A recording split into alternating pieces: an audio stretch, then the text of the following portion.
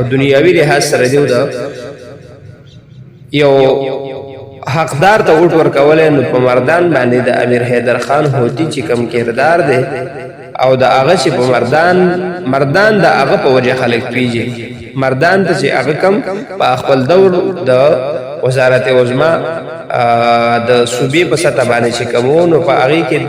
د مردان هسپتالونه د مردان سکول تعلیم کالج یونیورسيټي د مردان روډونه د مردان عیدګاګانې د مردان حجرې د مردان مسجدونه لکه په دې کې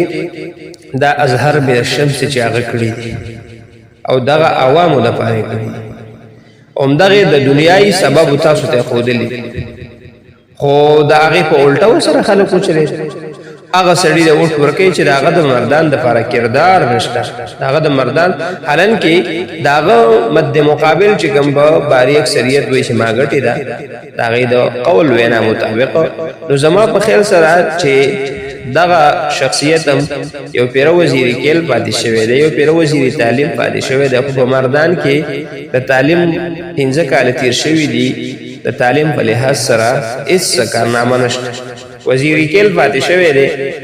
زما په خیال سره د کېل په حواله سره د مردان په سطح باندې داغه هیڅ کارنامه نشته نو چې نشتا او بیام چې دی هغه ته قوت ورکې او هغه ته کامیابی او چې ستا مقصدی د دنیا ضرورت د پاره چې ته وې او زاغه لوټ ورکوم چې د دنیا ضرورت پوره کوي نو ساره پاره هغه پوره کړی دی چې حیدر خان دې تر هغه سره بیم زیته وکړو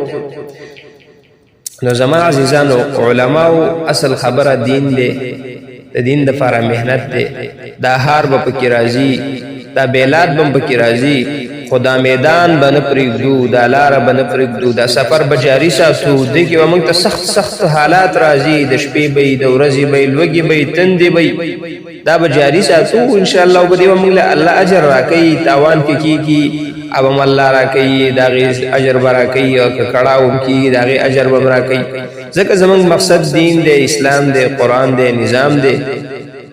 دا هر څه چې کله په پاکستان کې او په پارلیمنت کې